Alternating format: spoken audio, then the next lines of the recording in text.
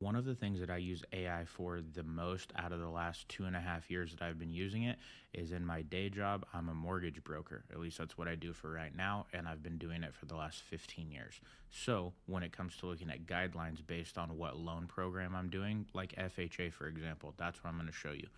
People don't realize this. An FHA guideline for a home loan is 1,889 pages long. So there's literally zero chance that you can memorize and remember everything. And sometimes you need a quick reference. So here's what I do. I save the guideline to my desktop. I drag, I drop, it uploads, and I say this. I upload it and I say, please save this in your memory as I will need to reference it often. This is the FHA lending guidelines. It's over 1,889 pages and I will need to ask you questions on it as it comes up. Send it through.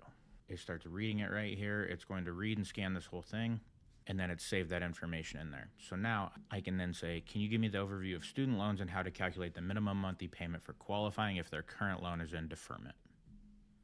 A lot of people don't know, even if it's deferred and you have a zero payment, you still have to calculate a payment in there because it will eventually come off deferment. It then immediately comes up and says FHA student loan guideline. Here it is.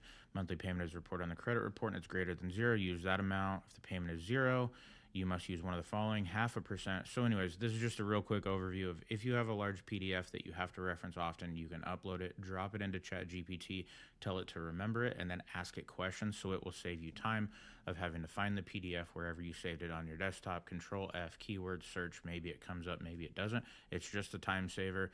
And I have to do this with FHA, conventional, VA, USDA. There's all these loan types. I just have to ask it specifically, this is what I'm looking for, and it immediately kicks it out.